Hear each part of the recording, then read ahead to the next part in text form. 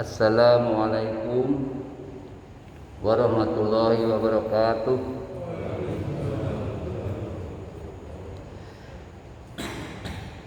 Innal hamdalillah nahmaduhu wa nasta'inuhu wa nastaghfir wa na'udzu billahi min shururi anfusina wa min sayyiati a'malina. Subhanaka la ilma lana illa ma 'allamtana innaka antal alimul hakim. Asyhadu an la ilaha illallah wa asyhadu anna muhammadar rasulullah. Allahumma sholli ala Muhammad wa ala ali Muhammad. Alhamdulillah wa syukurillah, kita selalu berusaha untuk mensyukuri setiap nikmat-nikmat yang Allah berikan kepada kita selaku hambanya. Dan salah satu yang penting dalam kehidupan kita adalah kita bersyukur kepada Allah, di mana sikap syukur kita itu bukan karena hebatnya kita dalam beribadah, bukan hebatnya kita dalam bertakwa, juga bukan hebatnya kita dalam beristiqomah, tetapi sifat syukur, aktivitas syukur yang kita lakukan itu karena yang paling banyak atau yang paling besar adalah karena nasrullah, pertolongan Allah. Semua ibadah yang kita lakukan, dari ruku, sujud maupun ketika kita menghadiri majelis ilmu semacam ini, itu tidak luput dari pertolongan Allah. Ketika pertolongan Allah itu sudah turun, maka tidak satu orang pun yang bisa menahan atau mencegahnya. Seperti contoh kasusnya ada di surat 21, surat Anbiya ayat 69, yaitu bagaimana Raja Namrud itu memutuskan untuk memvonis mati Nabi Ibrahim alaihissalam. Namun apa nasrullah Allah, pertolongan Allah apa? Ya naru kuni barda wa salaman ala Ibrahim, hai api menjadi dinginlah dan berilah keselamatan bagi Ibrahim. Maka salah satu ayat yang menjadi jawaban kenapa kita harus selalu bersyukur dari waktu ke waktu, dari hari ke hari, dari minggu ke minggu, adalah salah satunya adalah di surat Az-Zumar ayat 7. Di situ Allah tegaskan, wa in tashkuru yardahu lakum, dan jika kamu bersyukur, Allah meridhoinya bagi kalian dan bagi kita. Lakum. Dalam hal ini pas banget dengan apa yang kita lakukan, Bapak-bapak lakukan, bahwa semua ibadah itu tujuannya adalah ibtigha mardotillah, mencari keridhaan Allah. Artinya apa? Ketika ridho Allah itu sudah kita dapat, insya Allah kesananya aman. Tapi kalau Allah tolak, repot. Salawat dan salam mari kita haturkan kepada uswatun hasanah kita, Nabi akhir zaman, Nabi Muhammad sallallahu alaihi wasallam, juga kepada kerabatnya, sahabatnya, para salafus soleh, tabiin, tabiut tabiin, dan kaum mukminin mukminat yang istiqomah hingga akhir zaman, termasuk diri kita ini yang sekarang berkumpul di Masjid Al-Hikmah ini, agar bisa selalu mengikuti para salafus soleh, pendahulu kita yang soleh ridwanullah alaihim. Ikhwatul iman ajunani wa iyyakum. Hari ini hari Sabtu tanggal 7 Jumadil Awal 1443 Hijriah, atau berketepatan dengan 11 Desember 2021. Masih berkaitan dengan tobat, seperti yang kajian Ahad yang lalu ataupun Sabtu yang lalu ataupun yang lalunya lagi, bahwa Pak, setiap kita ini, setiap anak Adam ini pasti pernah berbuat dosa. Dan yang terbaik dari mereka adalah apa? Setelah berbuat dosa, dia melakukan taubatan. Nah, hal ini sesuai dengan sabda Rasulullah SAW. Kullu bani adama qota'un. Setiap anak Adam itu pasti berbuat salah. Wa khairul qota'ina at-tawabun. Dan sebaik-baik orang yang berbuat kesalahan adalah bertaubat. Ibnu Katsir dalam hal ini bahwa apa yang dilakukan kita nanti setelah kita melakukan kesalahan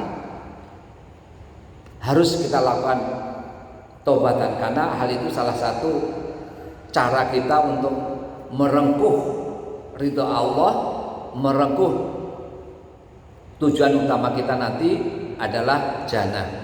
Ewan filah, ada satu sabda Rasul dari riwayatnya oleh Baihaqi. Rasulullah bersabda, ini penting untuk kita pahami. Ittaibu minaz zanbi kaman la zanba lahu. Nabi SAW bersabda, orang yang bertaubat dari dosa seperti orang yang tidak ada dosanya lagi. Seperti, ya, bukan artinya seperti. Wal mustaghfiru minaz zanbi, dan orang yang meminta ampunan dari dosa. Termasuk insya Allah kita tadi sebelum kesini, kebanyakan dari kita kemungkinan besar adalah melakukan apa? Salat tahajud. Disitulah kita bisa menangis, disitulah kita bisa keluar unek-unek kita. Ya Allah, hari ini tadi siang saya melakukan begini begitu, bla bla bla bla. Kita minta ampun pada Allah. Seperti sabda Rasulullah yang lain, bahwa Allah itu di sepertiga malam turun ke langit bumi dan mencari, mendengarkan hambanya yang memohon ampun, dan Allah akan beri. Kemudian wahwa mukimun alaihi, namun ia masih melakukan dosa itu. Jadi istilahnya apa? STMJ, ST sekolah sholat terus maksiat jalan, STMJ. Kal mustahzi bi rabbi, maka ia seperti orang yang menghina Tuhannya. Hati-hati. Kenapa harus hati-hati? Karena di sini ada 2 poin. Jadi pertama adalah wal mustaghfiru minaz zanbi, orang-orang yang bertobat dari dosa seperti orang yang tidak punya dosa baginya. Namun ada istilah lain adalah tobat, tapi kadang-kadang kumat. Nah, ini yang harus hati-hati. Sementara Allah tegaskan di surat 25 ayat 27, ini berkaitan dengan bahwa ternyata nanti di akhirat itu ada banyak orang menyesal. Ketika apa? Ketika di akhirat. Banyak sekali. Mungkin bisa miliaran, karena penduduk dunia ini kan sudah 7 miliar lebih. Padahal ini dari Nabi Adam sampai akhirnya nanti. Bahwa penyesalan terbesar manusia di akhirat itu ada satu cara. Untuk apa? Untuk mengantisipasi itu. Yaitu apa? Di surat Al-Furqan ini ayat 27 Allah tegaskan, yauma ya'adzuz zalimu ala yadaihi, Dan ingatlah ketika itu orang-orang zalim menggigit dua tangannya, gigit jari. Yaqulu ya laitani ataqattu ma'ar rasuli sabila. Seraya berkata, aduh sekiranya aku mengambil jalan bersama-sama Rasul. Artinya apa? Ikuti sunnah Rasul. Nah, ini yang kita perlu pahami dan kita harus lakukan. Bahwa pertama, tidak isyrok billah, tidak menyekutukan Allah. Yang kedua, harus kita mengikuti sunnah Rasul. Tafsir Al-Mukhtasar dari Syekh Dr. Saleh bin Abdullah. Dan ingatlah wahai Rasul, hari ketika orang zalim menggigit dua jari tangannya yang lantaran besarnya penyesalan karena ia tidak mengikuti Rasulullah SAW. Artinya apa? Kita cuekin. Ya nggak jauh-jauh. Ketika kita mau makan, minimal baca bismillah. Ketika kita masuk kamar mandi, baca doa Allahumma inni wal qaba'is. Keluarnya gufronaka. Yang kecil-kecil aja. Ketika kita minum makan, jangan sambil jalan, duduk atau jongkok, karena memang tidak sunnahnya Rasulullah seperti itu. Nah, ulama mengatakan dalam ini, karena sesungguhnya tidak ada penyesalan yang paling besar di akhirat adalah penyesalan yang tidak mengikuti sunnah Rasul. Banyak penyesalan-penyesalan yang lain. Seperti kita misalnya pernah nenggak minuman keras, atau kita pernah mencurangi orang. Itu menyesal, tapi jauh lebih besar penyesalannya adalah ketika kita tidak mengikuti sunnah Rasul. Karena kenapa? Sholat kita tidak akan Allah terima ketika apa? Tidak ittiba. Puasa kita begitu juga, bacaan Al-Quran begitu juga. Nah,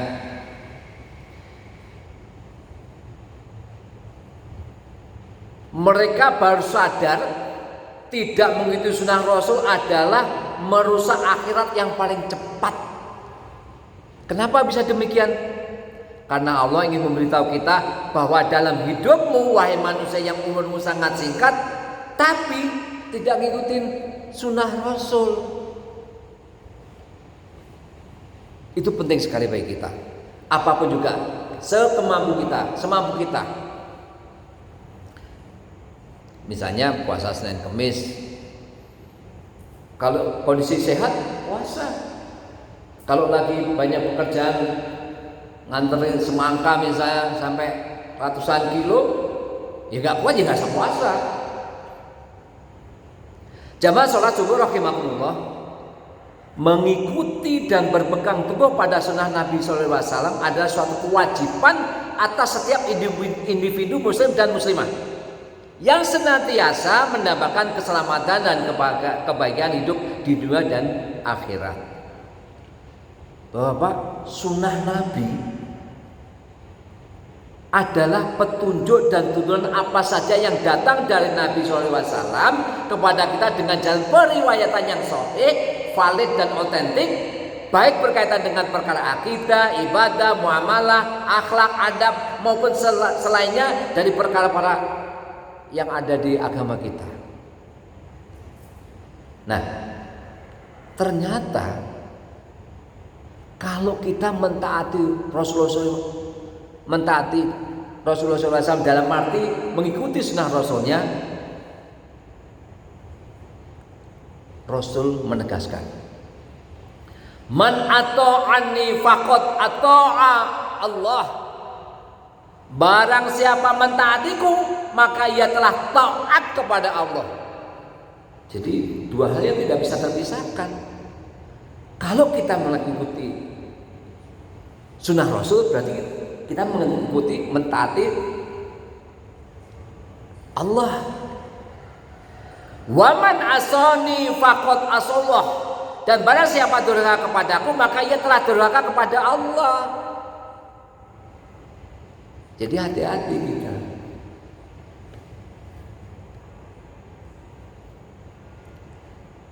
Orang yang mencela Rasulullah SAW berarti dia juga telah mencela Allah.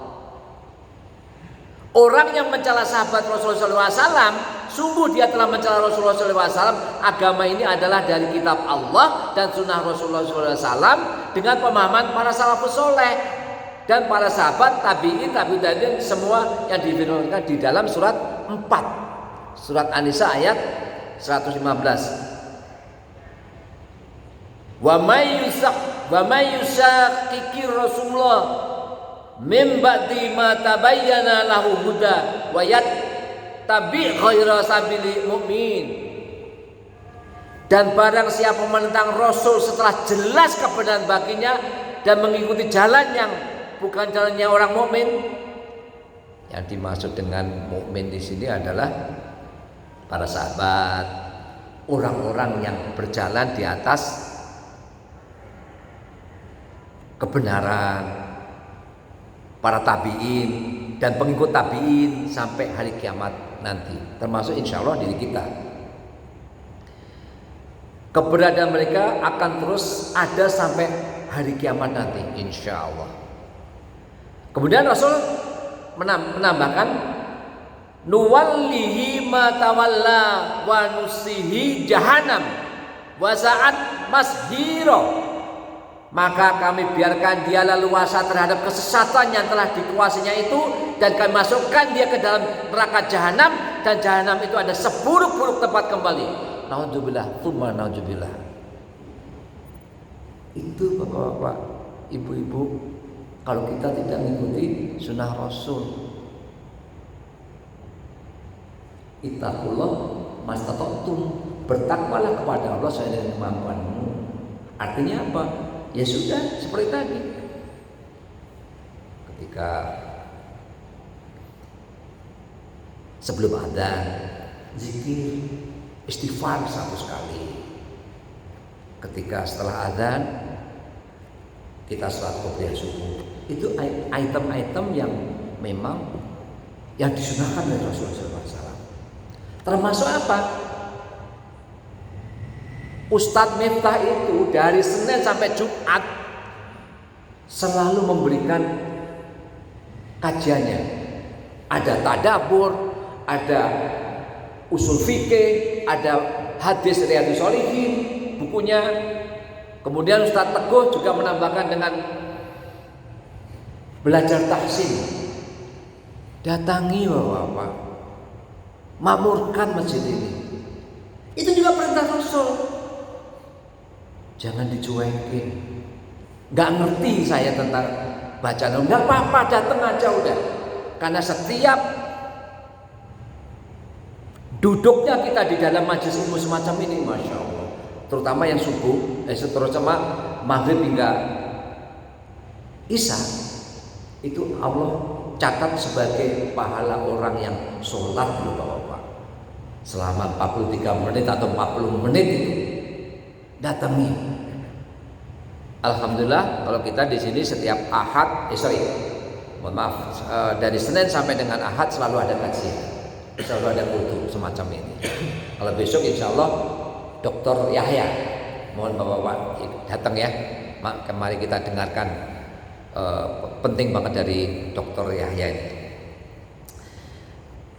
Esensinya apa? Agar tidak mengalami penyesalan yang paling besar ketika di akhirat. Esensi daripada kultum ini, agar tidak mengalami penyesalan yang paling besar ketika di akhirat, maka di dunia saat ini harus apa? Mengikuti sunnah Rasul. Itu poinnya. Itulah cara Allah menolong kita supaya kita tidak terjerembab di dalam penyesalan yang besar ketika nanti di akhirat. Allah memberikan solusinya. Yang pertama, yang pasti adalah jangan isyrok billah, jangan menyentuhkan Allah. Itu hati-hati. Yang kedua adalah mengikuti sunnah Rasul. 2 poin itu, yaitu mengikuti dan berpegang teguh pada sunnah Nabi Muhammad SAW adalah suatu kewajiban atas setiap individu muslim dan muslimah, karena jika tidak mengikuti sunnah Rasul maka Rasul ingatkan, man atau anifakot atau Allah, barang siapa mentaatiku maka ia telah taat kepada Allah, wa man asoni fakot asolah, dan barang siapa durhaka kepadaku maka ia telah durhaka kepada Allah.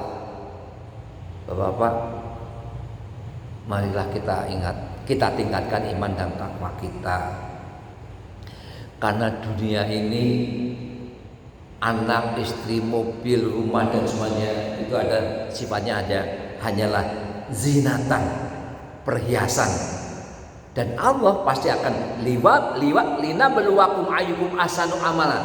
Kami akan menguji mereka siapa yang di antara mereka yang paling baik amalnya.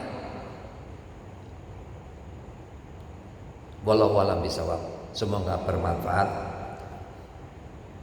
Alhamdulillah rabbika fala takunanna minal mumtarin, kebenaran dari Rabbmu dan janganlah kamu termasuk orang yang ragu-ragu. Mari kita tutup dengan doa kafaratul majlis. Subhanallah wa bihamdika asyhadu an la ilaha illa anta astaghfiruka wa atubu ilaik. Assalamualaikum warahmatullahi wabarakatuh.